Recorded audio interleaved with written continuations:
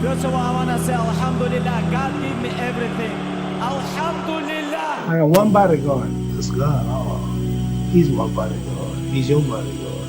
I'm a Muslim. I believe in the religion of Islam. The Quran is the word of God. How can I smile, and how can food and water taste good to me when Masjid al-Aqsa is in the hands of the crusaders? These were the sentiments of Sultan Salahuddin Ayyubi with regards to Jerusalem being under the control of the Christian crusaders. Assalamu alaikum, peace be upon you, and welcome to Elevating the Ummah. I'm Mahmoud Ahmad, and this episode is on Sultan Salahuddin Ayyubi, or Saladin as he's prominently known in the West. Salahuddin was a great hero of Islam. He was not only a great military leader, but also a great ruler and, as some have described him, a prince of virtue. His achievements number many, such as retaking Jerusalem, as well as uniting a vast majority of the Ummah at a time of disunity. There are many biographies and accounts of Salahuddin that one can read, and also some movies which portray him. He's a celebrated Muslim, even for non-Muslims who have no choice but to acknowledge his greatness. From Salahuddin we'll learn many lessons, particularly how to navigate these times of a disunited Ummah, which he himself faced. So let's get started. Before narrating Salahuddin's biographical account, it's worth taking a look at the historical and political context of his era. On the face of it, the Muslim Ummah seemed to be living in its golden age. Spanning from Spain to India, it was a vast landmass that was under Islamic rule. Trade flourished, not just between the Muslims, but also with the Chinese and the Europeans. Scientific and mathematical advancements were being made by the day, and important books were being translated from Greek, Persian, Sanskrit and Latin into Arabic. Baghdad boasted over 1 million inhabitants, and other cities such as Bukhara was home to 300,000 people. It's fair to say that the Islamic world was the center of the world at the time. But there's a problem with all of this. Despite such grandeur, beneath the surface there was disunity. The Banu Abbas or Abbasis ruled a vast area as the Sunni caliphs, with Baghdad as their capital. To the west, in Egypt and other parts of North Africa, Syria and Lebanon, the Fatimi caliphs, a Shiite caliphate, was ruling with their capital in Cairo. And to another side, the Seljuk Turks ruled as the sultans, paying mere lip service to the Abbasi Khilafah. Alliances were unreliable. There were constant betrayals and skirmishes. Each dynasty or tribe wanted superiority over the other. It was clear that the age of glory of the Banu Abbas was over. They had gotten distracted by luxury and pleasures of this world, and their land was broken up into petty chiefdoms. As a famous biographer Salahuddin, John Mann, aptly wrote, and I quote, "So all Arabs, Shiite and Sunni alike, recalled a golden age, singing of what was once achieved in the name of Islam, dreaming of a future when unity and prosperity would return." End quote. Things took a turn for the worse when a new enemy emerged. Towards the end of the 11th century Common Era, the Crusaders appeared from Europe, with the aim of capturing lands that were ruled by Muslims, especially Jerusalem, the Holy Land. These Crusaders were commissioned by Pope Urban II. They consisted mainly of people from what is modern-day France and some other parts of Western Europe. The First Crusade, as it became to be known, was a true tragedy for the Muslims. The Crusaders managed to annex much land and even captured Jerusalem in the year 1099 Common Era. The atrocities that followed with the population of Jerusalem by the Crusaders is a whole other story. In the following decades, many attempts were made to recapture the lost lands by the Muslims, but due to some reasons, call it bad luck, treachery, or lack of courage and leadership, all of these efforts failed. As Ibn al-Athir wrote, the sultans did not agree among themselves, and it was for this reason that the Franks were able to seize control. And so, by the time of the birth of Salahuddin, 40 years after the fall of Jerusalem, all hopes and dreams of retaking Islam's third holiest site had dwindled down, as there was a growing belief that no great Muslim leader would rise to bring them out of this state of chaos and disunity. And this brings us to Salahuddin himself. Born in Tikrit, modern-day Iraq, in the year 1137 Common Era, by the name of Yusuf ibn Ayyub. His father, Najmuddin Ayyub, was the governor of the town, just as his father, a Kurd from Armenia, had been. Salahuddin's father, Ayyub, managed to find himself in a favourable position with Imad ad-Din Zangi, a Turkic warrior king of Aleppo and Mosul. Zangi appointed Ayyub as the governor of Baalbek, but after Zangi's death, another king took over Baalbek and appointed Ayyub to a lesser administrative role near Damascus. And that's how the young Yusuf, or Salahuddin as we'll refer to him, found himself spending his teenage years in Damascus. An important note here is that Zangi's third son, Nur-ad-Din Zangi, inherited a large part of his father's territory.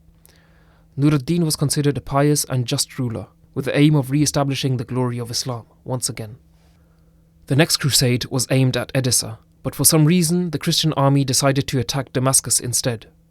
Salahuddin was only 11 at the time, so he didn't partake in the battle, but he did take part in the loss of war as his elder brother Shahanshah died in the battle. The Muslims managed to fend off the crusaders this time. Then, when Unar, the ruler of Damascus, died, Nur-ad-Din, over the next 5 years and through clever tactics, managed to bring the city under his dominion, much with the help of Ayyub, who was still in the city, and with Ayyub's brother, Shirkuh, who was Salahuddin's uncle, who commanded Nur-ad-Din's army. Now the two main Syrian cities of Aleppo and Damascus were united under one leader. Salahuddin was 15 or 16 years old at the time. Salahuddin's youth was spent in education and sports. He was educated in the Holy Quran, which he memorized, as well as Arabic grammar and other subjects. Sports-wise, he was skilled in hunting, horse riding, and archery, amongst others. And now he was reaching adulthood, and his uncle Shirkuh took him along to his military expeditions. At this time, Egypt was in a precarious political situation. It was under the rule of the Fatimid caliphs, but was actually being run by the vizier or the prime minister, which would change frequently as they'd get assassinated. A quick note on the Fatimid Caliphate. It was founded in the year 909 Common Era and spanned over most of North Africa and some parts of the Levant. Which seemed like a paradox, seeing as a core belief of the Shia is that Khilafah was not the true successorship of the Holy Prophet sallallahu alaihi wasallam. Rather, it was imamat in the line of Ali ibn Talib radiallahu anh. But settling theological differences is not the aim of this podcast. Also, it might be of interest to note that the Fatimids were a subsect of Shia Islam, known as the Ismailiyah, and it was these very Ismailiyah from whom the infamous assassins emerged, with whom Salahuddin had a few encounters later on in his life. Now, let's get back to the story. Al-Adid was the Fatimid Caliph, and a man named Shahwar was his vizier. Their main stronghold was Egypt, with Cairo as its capital. But due to political decline and weakness of the state, others had their eyes set on Egypt. The Frankish Crusader kingdoms, especially that of Jerusalem and its king Amalric, had their eyes set on the target. Nur-ad-Din realized this and in response also directed his efforts towards Egypt. Shahwar was ousted by a competitor and he turned up to Nur-ad-Din for help. Nur-ad-Din agreed to help Shahwar with the agreement that Shahwar would pay him 1/3 of his grains, essentially making Shahwar his puppet in Egypt. He sent an army headed by his commander Shirkuh, with Salahuddin assisting him to conquer Egypt. Shirkuh and his army managed to capture Cairo and reinstate Shahwar as vizier, but he turned against them and allied with the Franks. Hence, battle between the Syrian army of Nur-ad-Din and the Frankish and Egyptian alliance commenced. There was no victory for either side, but neither suffered a defeat. It was more of a stalemate, but that didn't matter because Salahuddin managed to gain some experience at warfare. The second expedition resulted in much the same way, but again, there was valuable experience gained by Salahuddin in the form of governorship of Alexandria for a short while. It was only the third time that Shirkuh and Salahuddin managed to take Cairo. Shahwar was executed and Shirkuh was sworn in as the vizier by the caliph, but only a couple of months later, he passed away. At the relatively young age of 32, Salahuddin succeeded his uncle as the next vizier. Essentially, Egypt had fallen into his lap without an intended effort. But now, Salahuddin was in quite an interesting political situation. He was a vizier of a Fatimid caliph, but also the lieutenant of a Turkish sultan, who in turn accepted the nominal authority of the Abbasi caliph. So Salahuddin was a subordinate of both a Shia and Sunni caliph at the same time. Salahuddin spent this time as ruler of Egypt well. He was kind, pious, and generous to the citizens, and now he began to focus his attention on jihad, holy war. The Franks, in a coalition with the Byzantines, attempted to take Cairo by besieging it, but it was unsuccessful. After that, in the year 1070 Common Era, Salahuddin began his campaign to retake Frankish territories. He began with small fortresses and borderlands, such as the fortress of Ayla. In the year 1071 Common Era, another important development occurred. The last Fatimid Caliph, Al-Adid, fell ill, and within a few weeks died at the young age of 20. With this ended the 200-year Fatimid Caliphate. Salahuddin didn't announce a successor. Rather, he ordered for the Sunni Caliph in Baghdad, al-Musta'di's name, to be read out in the Friday prayers, as well as minting coins with the Caliph's head on one side and his own head on the other side. All this time, Salahuddin was becoming ever more established in his role as Sultan of Egypt. So much so that, according to some narrations, his boss in Syria, Nur-ad-Din, began to be concerned that Salahuddin might establish his own state. But other reports suggest that Salahuddin made every effort to ensure that Nur-ad-Din didn't feel as though he would be deposed, and showed utmost loyalty. It was only due to some army officers that enmity began between the two, but even then, they didn't really come to odds with each other. In any case, before things could turn truly sour between student and master, Nur-ad-Din fell ill during a hunting trip and died shortly after. This was in the year 1074 Common Era. This left a power vacuum in Syria, and Nur-ad-Din's 11-year-old son couldn't even hope to fill it. And because of this, many princes and other leaders began seditions, trying to uproot each other and the young son of Nur-ad-Din, al-Malik as-Salih. The situation got so tense that soon enough the senior officers of Damascus requested Salahuddin to come and restore order. This he did very willingly.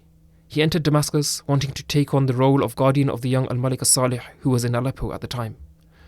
From there he marched on to other cities such as Homs and other major towns and cities in Syria which he brought under his control. It was only Aleppo which didn't submit to him, so the northern part of Syria remained out of his dominion for now. This must have been frustrating, seeing as he was on a mission to unite the Muslim world, but for the time being he shifted his attention elsewhere. In addition to these Syrian cities, Salahuddin also united other regions under his control, beginning with Yemen, where he appointed his brother Turan Shah as the governor. After Yemen, Salahuddin brought Tripoli, Barqa and the eastern part of Tunisia under his rule. In the year 579 after Hijri, Salahuddin arranged a religious conference in Damascus, which was attended by princes, rulers and religious clergy of various regions. In this conference, everyone agreed to unite under Salahuddin, except for the envoy from Mosul. But only 2 years later, Salahuddin was able, through military might, to bring Mosul under his sway as well. And to add to his credibility, the Caliph al-Musta'di in Baghdad himself declared Salahuddin master over all of these regions. So he got that religious stamp as well, despite the fact that the Caliph had no real political power. It's important to note that Salahuddin was very forbearing and merciful to those he defeated. Call it tactful and cunning, or genuinely ethical and moral. This was beneficial because he knew that later on it was those very people and armies he defeated which would comprise of his larger unified Muslim army against the Franks and the Christians. But generally, it was his nature to be kind and compassionate to his subjects. He lifted unpopular taxes, improved the economy of his dominions, and spent wealth on infrastructure, such as city walls, hospitals, and schools. For the time being, the enemy that Salahuddin now focused on were the Nizari Ismaili assassins, led by Sinan in the fortress of Masyaf. He was known as the Old Man of the Mountain, and Aleppo had sent him a request to send assassins to dispatch Salahuddin. Twice, the assassins managed to infiltrate Salahuddin's camp. One of these times, 4 of them were dressed as his guards and even hurt him, but his other guards and officers overcame them. In response, Salahuddin took his men and besieged the fortress at Masyaf. Eventually, the Ismailis would have been starved out, but before that could happen, Sinan and Salahuddin came to an agreement, and after just a week, the siege was lifted. The assassins didn't bother Salahuddin for the next 17 years. An important note on the Ismaili assassins is that although their assassin faction didn't survive as such, today there is still a relatively large following of Ismaili Shiaism. They are led by the Agha Khan, who's both the Imam and a philanthropist. Anyway, when Aleppo saw that the assassins were a dead end, they decided to ally with the Franks instead.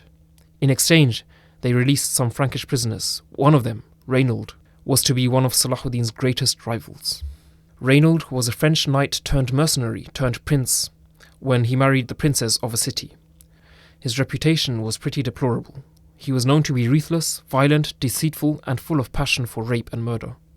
His antics got him imprisoned in Aleppo, and he spent 16 years rotting in a prison, whilst his vengefulness and hatred for Muslims festered.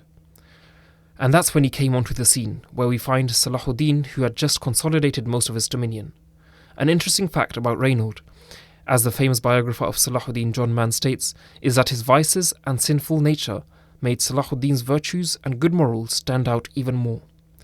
It's fair to say that if we consider Salahuddin to be the hero, Reynold was the anti-hero.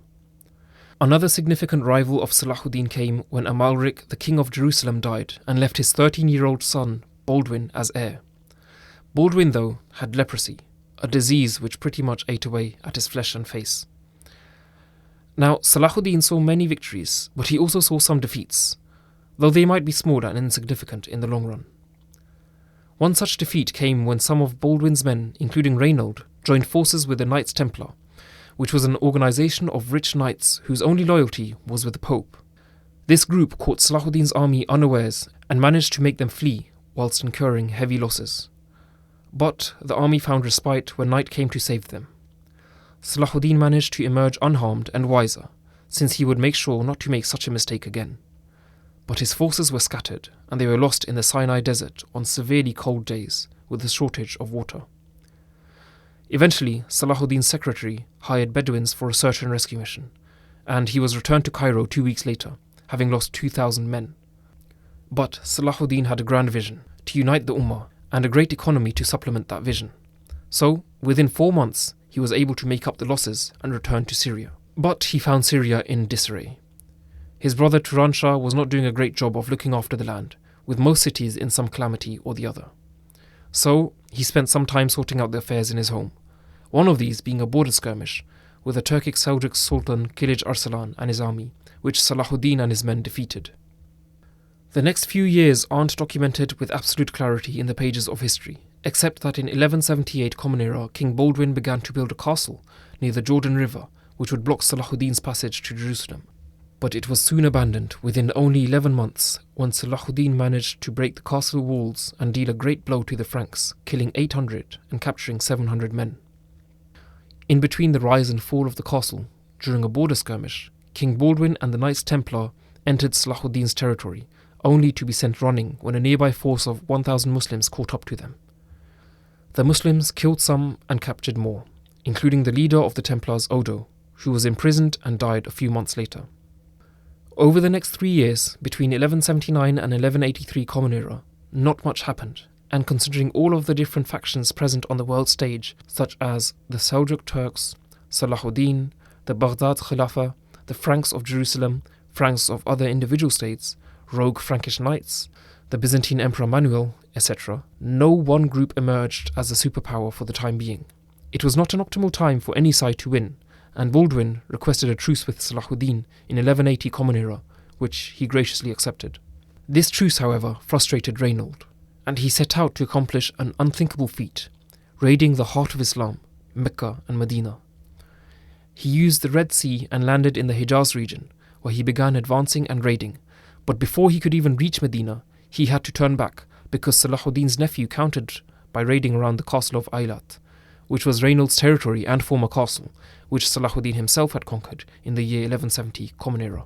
The truce seemed broken, and Salahuddin sought compensation from Baldwin by arresting 1,500 Christian pilgrims, but it was clear Reynold wasn't going to return the loot. Reynold regrouped and launched another raid, this time reaching the road that pilgrims took.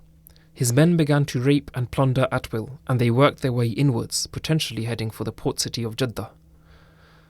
When Salahuddin heard of this, he sent word for his admiral Hussam ad-Din Lu'lu'u to take action. This he did. He prepared a fleet and went off, first to Eilat, relieving the castle of the 2 Frankish ships that had besieged it. Then he followed Reynold and his remaining men. Reynold's men were eventually captured and executed, but Reynold himself managed to escape. The intention behind these raids is disputed. It might have been to attack the holy sites of Islam itself for unthinkable gains for the Christians, or it might have been intended as a message to strike fear into the Muslims that the Franks could enter the holy cities, or it could have been to slow down Salahuddin's consolidation of his kingdom. Either way, Salahuddin and his admiral Lu'lu'u served the world of Islam from any such outcome and were heralded as the protectors of Islam. Salahuddin went on to unite more land. First, he took the city of Amida, which is in modern-day southern Turkey, and then he besieged the elusive Aleppo. The siege ended with the ruler of Aleppo, Imad ad-Din Zangi, the nephew of Nur ad-Din Zangi, agreeing to hand over the city to Salahuddin in exchange for rule over a much smaller fiefdom. Hence, Aleppo came into Salahuddin's dominion. Mosul would soon be in his hands as well, as the impotent ruler was isolated and landlocked in Salahuddin's kingdom. So now he could finally turn his attention towards his true goal, retaking Jerusalem and the honour of the Islamic world. In the year 1183 Common Era, there was a showdown between the Sultan's forces and King Baldwin's forces, which was led by Guy, the regent and brother-in-law of the leper king. No one attacked though, and after 5 days, both sides retreated. Soon after, Salahuddin besieged Reynold in his current castle of Kerak, which was hosting some royals and a wedding. But this siege was lifted when reinforcements from Jerusalem closed in. The next year, a second attempt resulted in the same manner, and the French were able to carry on raiding Muslim lands nearby. In 1185 Common Era, King Baldwin finally died, in his early 20s. He willed his young nephew Baldwin IV to succeed him, with his uncle Raymond III as a regent, but rivalries simmered. The new young king died within a year, and despite various factions vying for the throne, the leper king's sister Sibylla invited Reynold into the city and proclaimed herself as queen. And in turn, she crowned her husband, Guy, as king. Meanwhile, Salahuddin caught a fever, which seemed like it would take his life. But after a while he recovered, although he did suffer a heavy loss. His wife Ismet, the former widow of Nuruddin Zangi, passed away. But with that came a victory as well. Mosul and its leaders finally became Salahuddin's subjects. The immediate aim of uniting a large part of the Islamic world complete, now he turned his attention to the Christians and Jerusalem. And Reynold, ever menacing, decided to break the truce once again. He raided a 400 people strong caravan of pilgrims returning from Mecca. He looted and enslaved them, treating them cruelly. By refusing to compensate and release the prisoners, and by replying to Salahuddin that, "Beseech your Muhammad to relieve you," na'udhu billah, Reynold poked the sleeping tiger. Things had become personal, and the Sultan took an oath that he would take Reynold's head himself. The Christians, knowing what was coming, closed ranks and united to await their fate.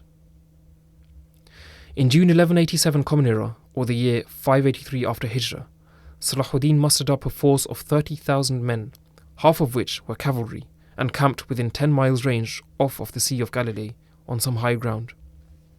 The Christians had a force of 20,000 men, but it consisted of a heavy lineup of Templars and Hospitallers, amongst others, and they had the talisman, what they believed to be a wooden fragment of the true cross.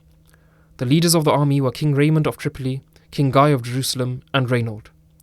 The Christian army wasn't in an ideal position physically. Their water supply was pretty much non-existent, in contrast to the Muslims, who had Lake Tiberias providing a constant supply. In a bid to find a better location to camp at and potentially battle, the Christian army began to march towards the town of Hattin, which was overlooked by 2 small mounds known as the Horns of Hattin. The problem was that Salahuddin's army came and blocked them, and they had cut the Christians off from behind too, meaning that there was no retreat. So, the Christians camped the night right where they were, within earshot of the Muslim camp. Their heavy armour and no water supply meant that the Christians were in quite the predicament, or as Salahuddin would have seen it, ripe for the picking. Both sides began to advance, with the Muslim archers picking off the Christian flanks. Raymond led a charge towards the vanguard of the Muslims, but the Muslims parted and showered the Christians with arrows. But Raymond and a lot of his men survived and managed to get past and away from the Muslims. So far away, in fact, that they actually fled from the battle. The rest of the Christian force tried to make their way up to one of the hills of Hattin for some potential water and protection, but found none, and so the Muslims began the assault uphill. The Christians, on their horses, led a charge downhill against the Muslims, but Salahuddin managed to inspire his men to take heart and fight back. This they did, and soon the Christian knights dismounted. They were exhausted and defeated, including their king. The Christians were either dead or being taken prisoner. Salahuddin prostrated to God in gratitude, and after prayers, summoned the Christian leaders to his pavilion. King Guy and Reynold were brought before Salahuddin, and out of tradition, King Guy was offered a cup of ice-cold water. This was a form of reassurance that he wouldn't be executed. Reynold was given no water, although King Guy offered him some from his cup. But Salahuddin clarified that he himself was not the one who offered it to him, so his safety was not guaranteed. He reminded King Guy that Reynold had broken his oath not just once, but twice, and that he was guilty of depraved and profane acts against the Muslims. With that, Salahuddin struck Reynold with his sword and beheaded him. King Guy trembled with fear, but Salahuddin reassured him by saying, "Kings do not kill kings," but he had overstepped the limit. This was followed by more executions of the Christian prisoners, and as far as the so-called True Cross relic is concerned, John Mann, the biographer, writes, and I quote, "And what of the True Cross, the taking of which was for Christians a graver matter than the taking of the king? As Imad ad-Din put it, it was tied upside down on a spear and 2 days later paraded through the streets of Damascus, as proof of its uselessness as a talisman and as an insulting rejection to the tale, not of Jesus himself, revered in Islam as a great man, but of his resurrection." It is estimated that somewhere between 30 and 40,000 people died that day, most of them from the Christian army. The Frankish army ceased to exist in that part of the world on that day, leaving Jerusalem virtually defenseless. Over the next couple of months, Salahuddin took the cities of Accra, Tibnin, Nazareth, Beirut, Gaza, and Ascalon, as well as many other towns and fortresses. He had brought the whole region into his dominion, and all that was left was the crown jewel, Jerusalem. But this is where we'll end this episode. Since there's still a lot to cover with regards to the life of this great Muslim ruler, we'll do so in the next episode, inshallah. From what's been covered so far, it's fair to say that Salahuddin was a man of many virtues, and a man of such greatness comes very rarely every few generations. He wasn't just a military man or a king, he was also a great and pious Muslim. In all his dealings, he was just, generous, brave, and had a zeal for jihad. An example of his generosity is that his officers would hide a part of wealth from the state treasury for rainy days, because they knew that if Salahuddin learnt of his existence, he'd distribute it to the poor and needy, just like he would routinely do with the money he was aware of. There are many great lessons to be learnt from Salahuddin's life already, even before his greatest achievement, which was of course the retaking of Jerusalem. The ones that stand out to me the most are as follows. Firstly, he wasn't born into royalty. He wasn't an heir to a dominion, and his father was in no way even close to being considered a king or a prince. So the fact is that whatever Salahuddin achieved, he did so through firstly, God's blessings of course, and secondly, through his own merit. And that should give us some motivation, because it's not about where we were when we were born, it's more about where we'll end up, and the sky is the limit with God's grace. Secondly, he lived at a time of great disunity and disenchantment for the Muslim Ummah. But despite this, he didn't lose hope, nor did it demotivate him. In fact, it had the opposite effect. He saw that the Ummah was in a state of decline, so he decided to do something about it.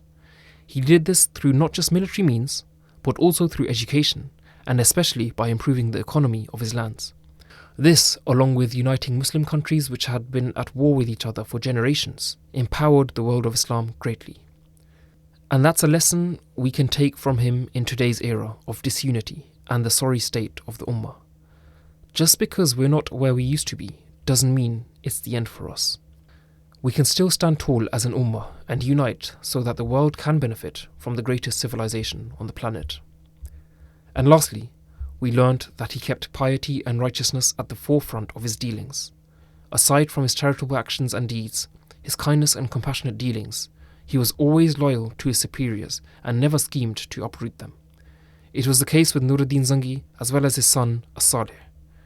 Salahuddin supported both and stayed loyal to them during their reigns. And that's rare, considering the fact that Salahuddin had so much power, money and land under his control. It shows that he had great control over his nafs, which is a great lesson for us. And that's it for now. Like I said, there's a lot more to cover, so make sure to tune in to the next episode for more on Sultan Salahuddin Ayyubi. As always, remember the purpose of this podcast. We need to elevate the Ummah to greater standards.